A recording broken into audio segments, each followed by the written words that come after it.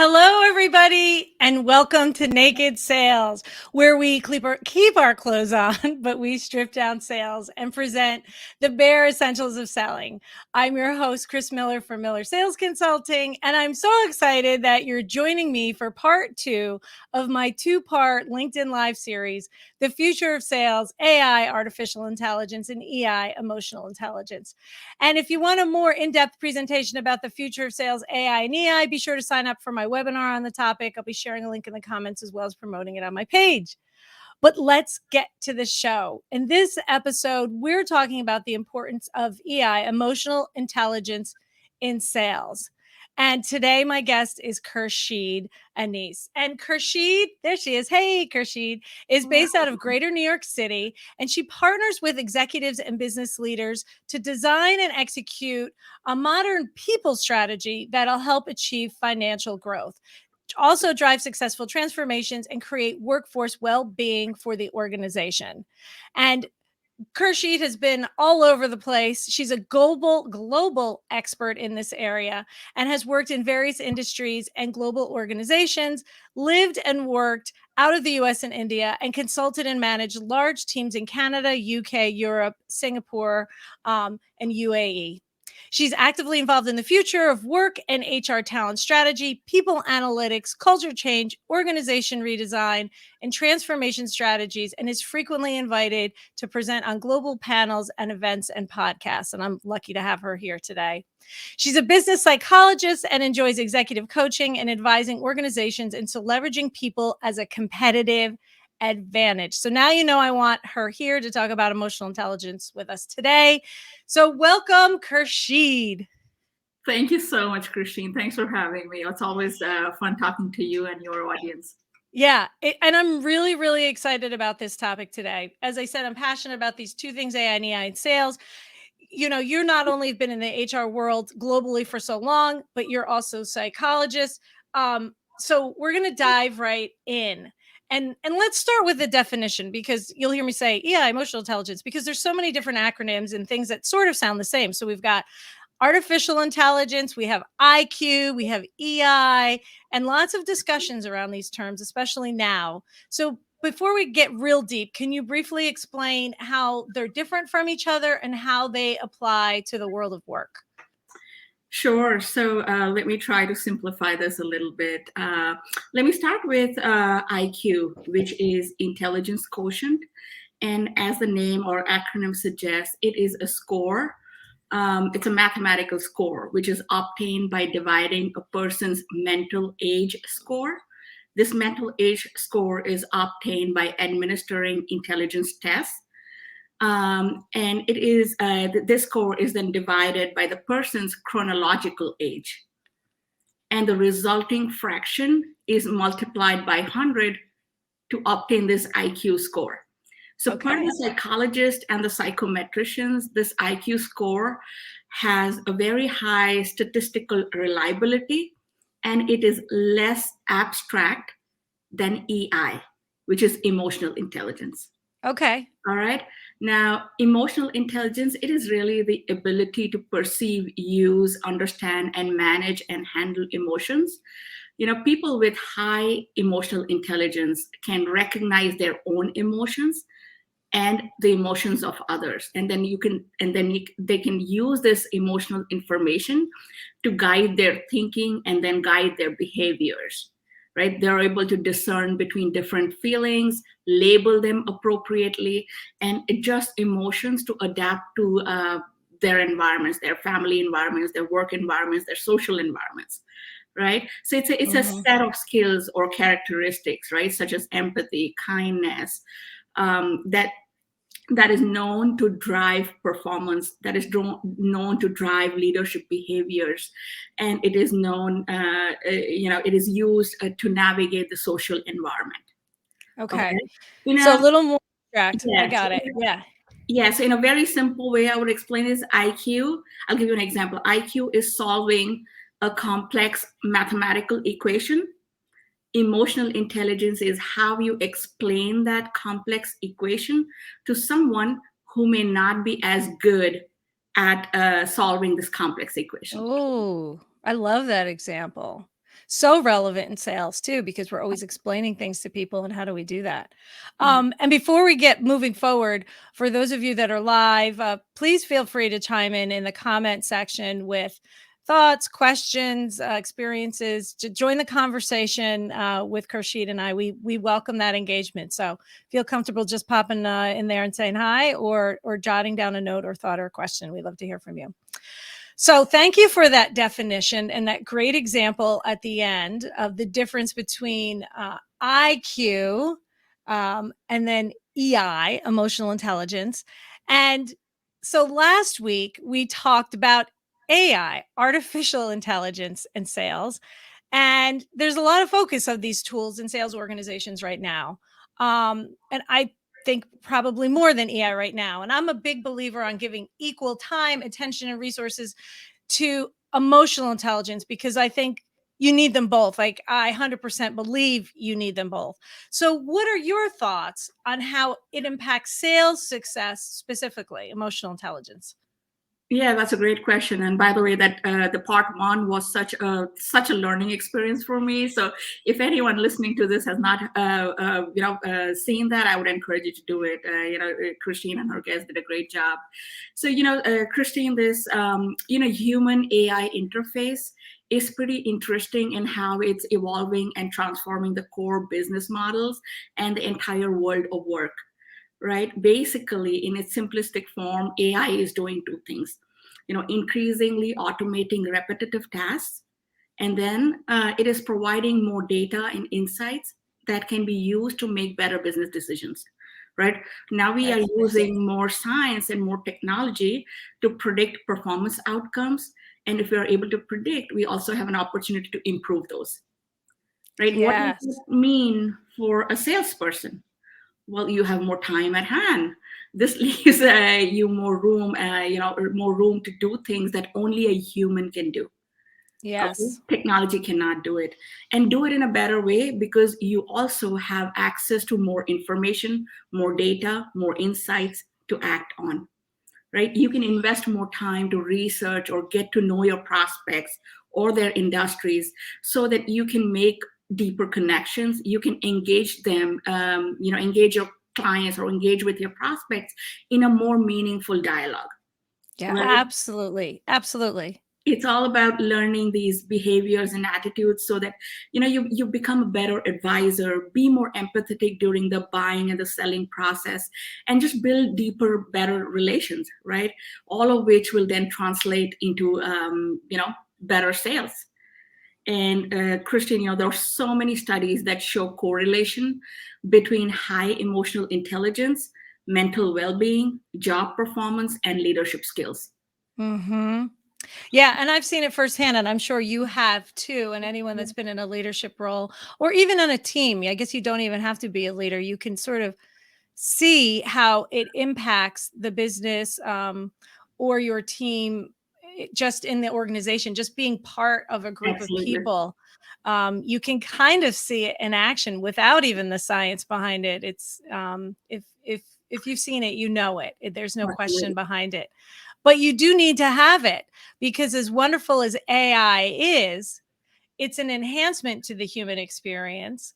Well said. Humans still need to do the selling, but if you really are, great at using AI and those tools, but you lack EI, when it comes time for that human human piece, the business may hit a wall, because there's definitely behaviors that demonstrate a high level of emotional intelligence versus a low level. And so let's talk about those behaviors and attributes, Khurshid. So, you've sat on the other side of the desk. You've been looking at people analytics. You help hire people. You help build teams. You sit around a conference room table. You help make these decisions on, how to move something forward. So, what are the key attributes that you look for in a sales leader or account executives in these times? Like, what are the specific things that you look for? Yeah, that's a great question. Like, there's a lot of hiring going on for sales executives and everyone in the sales hierarchy, right, from the front line to the leadership and the executive level. So I hope all the recruiters and hiring managers listening to this, I'm hoping they'll find this useful. Yes. Listen, as I'm saying, hiring managers, listen to this, right? Yeah. Like, let's be proactive instead of reactive. Like, let's do this before instead of we have that, moment when we have someone on our team and realize we didn't maybe vet the way we would like to. So go ahead. Yeah. So, intelligence, as we described, IQ, EQ, ambition, they're all key predictors of performance and effectiveness at all levels of the organization, right? There's also a correlation of these key metrics to sales success. So someone who has these competencies or have these traits at some level, they will benefit the most from ongoing training and development and will find more success than those who don't work to get better at these traits. Right? These can be learned, these can be developed. You just need to be more self-aware of it. So speaking about the key behaviors or attitudes that I look for when I'm hiring, Christine, for me, number one is happiness. I love Ooh. working with happy people. I love working with people with positive outlook, and I Yes. love working with people who are self-motivated. Besides that, and you said that times are different, times have changed. I absolutely look for curiosity and continuous learning, because I know that that person, no matter what role he or she is in, they will stay relevant with time. No matter what the technology throws at you, these people will stay relevant with it, right? And from there, I really zero in on communication and presentation skills and influencing skills. And when I say influencing skills, I don't mean only in person, one on one influencing, but influencing in person, influencing on social media as well, because that's such an important part of selling and marketing and branding these days. That's important. I look for people who are ambitious, they are driven, and at the same time, they are flexible, right? They can change with time. Another very important behavior or attitude I look for is self control. How do you overcome objections, or how are you handling rejection is so critical in this role, right? And then lastly, I look for empathy and altruism, right? Kindness and that social conscience is so important these days. Yes. And you see me looking aside because I am writing this stuff down. And so I hope everyone watching has jotted this stuff down, because I know it happens. I'm like, yes, yes, yes. And then I'm like, what were all those things again? Because there were so many. So I'm going to recap them. I think I got them all. Right. Happiness, self-motivated. So we can't make people happy and we can't motivate them. Sorry. Like, I know we can do fun things as leaders. We can have contests and incentives and, to make things fun. But motivation, truly, in my opinion, is intrinsically inside, along with that ambition. How people communicate, how they influence, if they're curious, if they're learners. I think that is so key right now too, because what we've seen over the last 18 months was really just an acceleration of change that was coming our way anyway in the sales world. And those that were flexible, another one on the list, and curious, were able to pivot. And I'm sorry if people hate that word, but they were able to pivot and sort of, reset in this new sales world and still continue to be successful. Those that are hanging on to the past of the way things used to be will be left behind. And so you have to have this mindset. And so this is a great trait, to be willing to learn and curious, ambitious, driven, flexible, right? Because, right, only constant is change. Things are always changing in sales, whether it's in your industry, your organization, with your customers, in the global economy, with pandemic, who knows? There's things that are always changing. So you have to be flexible. Self-control. I love this one too.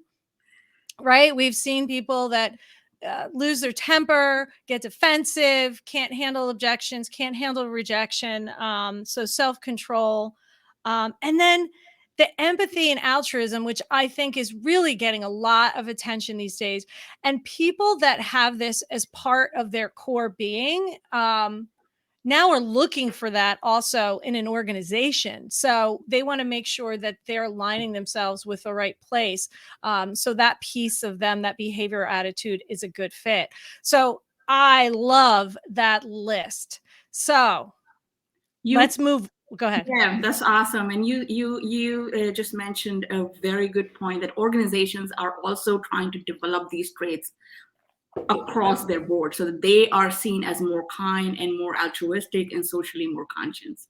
Well said. Yes, yes, absolutely. Because there's definitely a movement beyond wanting to work for an organization that's more than just a paycheck and more than just puts money in the pocket of the business, that they have other, things on their agenda, more than just words on a page in the mission statement. Right. So keep it moving, because, this time does fly by. Can you give me an example of what EI looks like in the workplace? We've kind of been dancing around it like, oh, you know it when you see it. And I've talking about when you're part of a team or an organization, you know it. And we just went through the traits, behaviors, and attitudes. So, like, what does it look like in the workplace? How do we see this show itself? Yeah, that's a great question.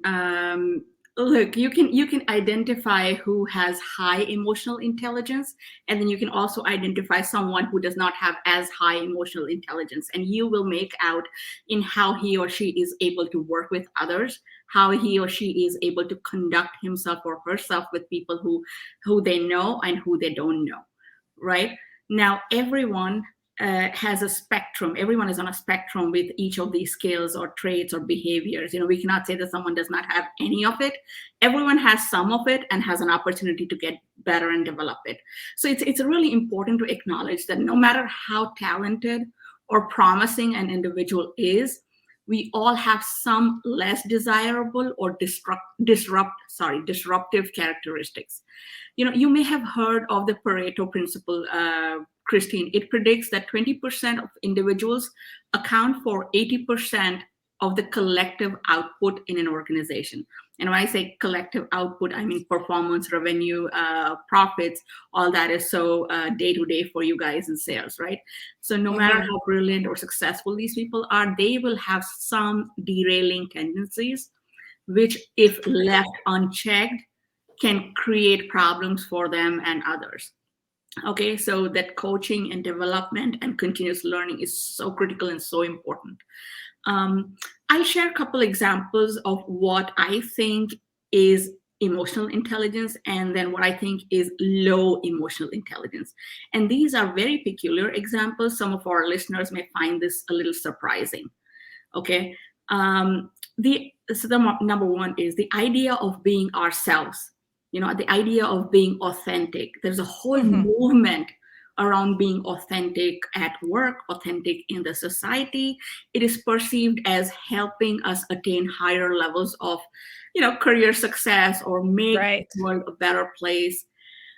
I really think that it's more utopian and less practical. I see that as an indicator of low emotional intelligence, not a high emotional intelligence. Wow. Yeah. All right, let everyone start typing their comments. So, wow, being your authentic, and we're starting to get, this is where the controversy comes in. Okay. Being authentic can be aligned with low emotional intelligence. So I'll say, Khurshid, I know I agree there are instances where that is true. I don't know 100% all the time. I don't know that I believe that 100% all the time, but I have seen some instances. But I'm going to let you keep going because it's getting good now. Yeah. So, look, we are better off with those who are able to impression manage. Than someone who I'm writing that down too. Impression manage. Than someone who cannot repress their selfish nature or cannot, who are unable to inhibit their natural impulses.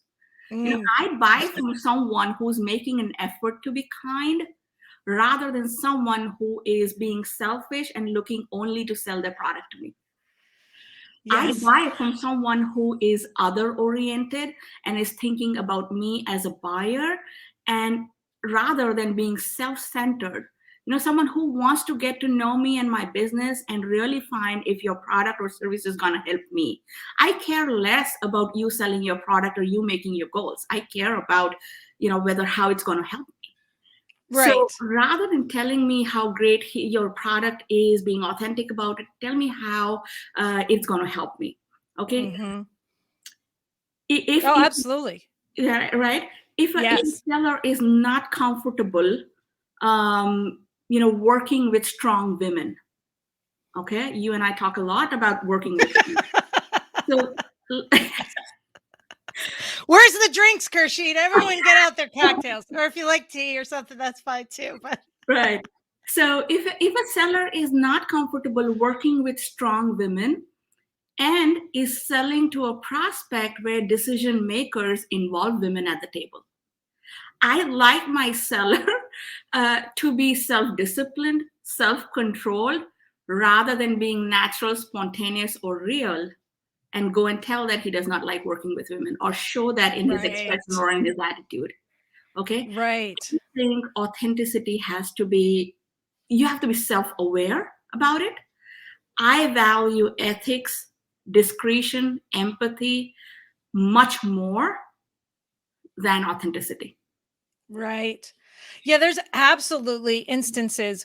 So you brought up an example. What if someone is uncomfortable working with strong women? What if we see this a lot right now? Politics, views on healthcare around the pandemic. There's so many polarizing topics where someone is being authentic. Maybe that's not the best choice. And then Yeah. I also think too. Someone so you and I have real life experiences in this, but someone in sales who was a very good performer, but thought being authentic meant going into their very personal life, like literally a big Yeah. fight with their husband. So how's it going? And the answer was this very lengthy discussion of the big fight with the husband the night before, and he's a jerk and I'm the breadwinner. I mean, just unbelievable stuff. And how do I know this? Because I heard about it from the client. Mm-hmm. So that person was being authentic, Mm-hmm. telling that story, but impression management was not a strong suit. Yeah, and I do like to tell people, this goes back to your point about bringing value to the conversation. People think if they're authentic, then they'll be liked, right? And it is hard to leave an AE, an organization, a team, a business that you like, but at the same time, they will. They absolutely will, because the number one concern of your client is their business. And if you haven't demonstrated value to them or delivering whatever it is to them that is going to grow their business, they will end that relationship. Yeah. So being authentic is not all that it's cracked up to be, in the sense of that it's guaranteeing you any sales. And to your point, if there's not some I don't know, high level of EI around it, it could be detrimental as well. So sorry, I interrupted your flow, but keep on No, going. no, that's great. And another one is confidence. I Yes. consider confidence as an indicator of low emotional intelligence, not high emotional intelligence. Wait. Yes, Confidence or arrogance, Khurshid? yes, Because yes. there's a difference to me. Arrogance is bad. Confidence, I think, is good. But finish your thought. All right, let's talk about it then, right? It is celebrated. It is such a celebrated trait in sales and also in leadership, right? But Yes. let's look at some science behind it, okay? There is very weak association between confidence and competence, okay? Interesting. Only 9% overlap between how good you think you are and how good you actually are. Yeah. Only 9% overlap. So if your confidence increases beyond your level of competence, Mm. it will reduce your self-awareness. It Mm-hmm. will create entitlement. And, Mm. Okay. and I that see your also, point. yeah, and that also leads to narcissistic culture within organizations and within societies. Okay. So, Yes. I was reading somewhere, Charles Darwin, he said that ignorant Wait, people are, you weren't just like chilling out reading Charles yeah, Darwin.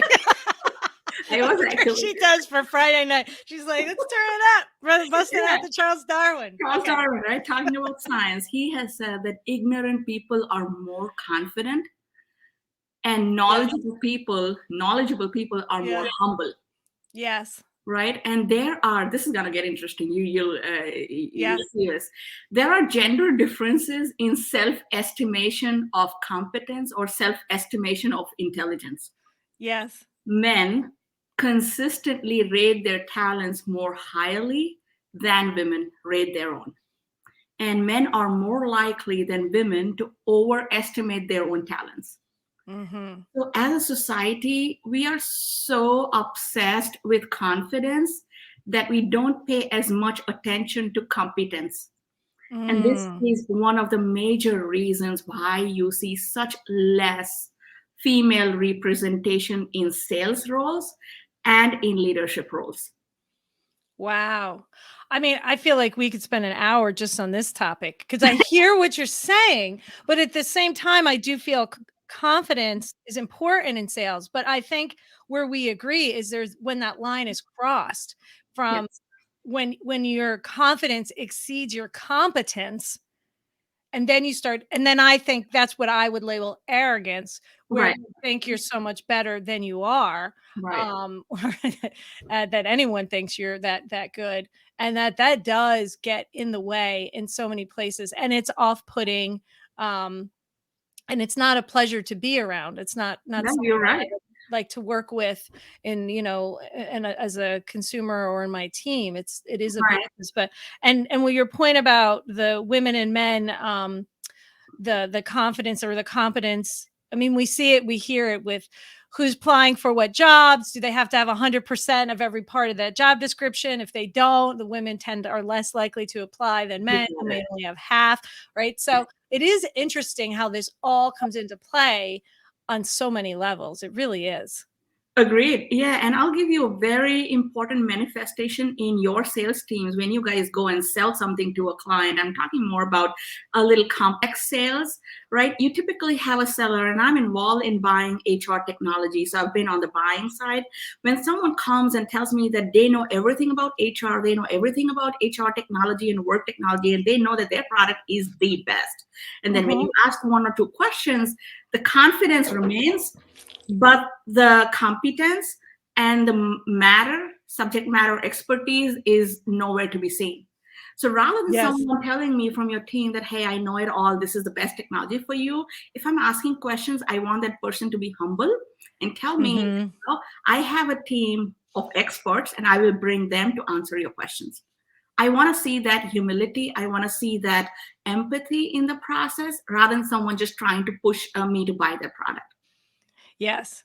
Yeah, I agree 100%. And unfortunately, we see that Yes, all the time, whether it's in an email or a conversation or an outreach. It's like it's an epidemic of that it bad is. selling. And sometimes it's fun to push back and ask questions. But, wow. So anything more on what this looks like in the workplace? No, Or I have think we covered it? We've covered a lot. We've we covered a covered a lot. lot. Yeah, I would. Yeah, and I know that this authenticity piece, a couple of these conversations and confidence is going to stir the pot, Khurshid. I'm Um, sure, and I'm open and to and questions. there's some Um, comments coming in already about authenticity. So we're gonna move on. If we have time, we'll get to it. If not, Khurshid, I know you go back and yeah. engage with everybody that has left comments and shared their thoughts. So we'll keep this conversation going even when we're done. But so it's sort of as a final question here. So let's say as a sales leader, I realize someone on my team does not have high emotional intelligence skills. Maybe they're even very low. Um, what can we do to improve it? How can we help develop emotional intelligence on the team, essentially? Okay, that's a good question, Christine. Let's just talk about a high performing jerk. right? Every sales leader, right? The most amount of discussions that I have with a sales leader is Yes. less about underperformers and more about these high performing jerks. And this is not my word. I have heard it from a sales leader. So I'm just quoting it. Yes. Yes. Yeah, they Yes. typically have a diva like complex, these high performing jerks. They are aware of the value they bring to the business. They are indomitable and insubordinate, and they have this entrepreneurial profile, right? They maintain very high performance standards for themselves, and they also have very high expectations from the team. And because of that, they're not able to work well with in a team setting. Now this situation aggravates when the manager or a leader is authoritative or a control freak, which in itself is Mm. an example of low EI, right? Mm-hmm. This jerk cannot be controlled. The manager wants to control, there's fireworks, Mm-hmm. right? So if the manager has high emotional intelligence, they can manage these situations better, right? They can provide coaching and feedback in a way where this individual does not become a problem for the team, is given the flexibility within the framework, and allowed to do his or her best work, Mm-hmm. right? So that, as I said, you can coach people on emotional intelligence. I would encourage audience, especially the sales leaders, managers, people who are hiring salespeople, go hire high performers, and even if they come with this little bit of jerk factor, get better at coaching them, because you don't want to lose Yes. at high performance. There's value in high performance. Right. If And you so, yeah, but if they're jerks to customers too, and internally, that really does can affect the culture correct, of the team and the energy of the team. So yeah, you do need a leader that's willing to address it and not stick their head in the sand because exactly. of the dollars that are being brought in. Because, Absolutely. yeah, that's a bad scenario. And you said the right thing. This, you cannot allow this person to be a jerk in front of a client, and you cannot allow this person to be a jerk within a team. Go back to the question you asked me before it, and think about the authenticity and think about the confidence of this person, Yes. and Well, coaching on those. I'm just like, you're right. There's if you've been in the business for any length of time, you've experienced this, and it is a bit of conundrum because it is hard to find really good high performers, but you also want them to have these emotional intelligence skills because there's Absolutely. so much to it. When you're talking about empathy and kindness and curious learners, so they can't think they know it all. I mean, there's so many facets to it that I don't know that it's all so black and white. And honestly, I do think there's scenarios where that high performance jerk needs to be move on, because I think there's a point when maybe they can't be coached. Mhm. Uh, but it is fascinating to me, all these aspects and everything we've discussed today. So if you're a sales leader, I hope you took notes. I did, and go back and think about these things. And certainly you can reach out to Khurshid for more help with this. And if you're an individual contributor, think about what we just talked about today and where do you fit in this? And do you think you need some help? Or do you feel pretty confident? Or if you're looking for a new role, how are you presenting yourself in this aspect to those decision makers? I think it's all immensely valuable and so relative to the sales conversation today and the world that we live in, because certainly sales tools are not human, so AI will not replace us. It will enhance the work that we do. We need to have this other critical piece. And let me tell you, if you have all these attributes that Khurshid described, and you know how to use tools, or you're not scared to learn how AI works, there's people right now lining up that'll want your name and number because they'll hire you and you'll Dream be team, bring it successful. on. Right, Khurshid, you know it because Absolutely. you've had these conversations where you find people like that. It's like, we need to ante up and get them to come join our team because There you go. we need them. We know that they're valuable. So we're out of time again, but wow, Khurshid, what valuable knowledge. Can't thank you enough. If people want to reach out to you, they want to continue this conversation, want to find out more, how do they find you? I'm on LinkedIn. Connect with me. I'd love to have deeper and greater discussions around these topics. Yeah, you gotta love LinkedIn. So find Khurshid on LinkedIn. She is very active on LinkedIn. Beyond our conversation today, she's always got these golden nuggets of topics and conversations that are happening on her page. So make sure you check her out. And with that, it's we're out. This is live with Naked Sales done for this episode. Hope you join us next time and see you all soon. Thank you. Thank you.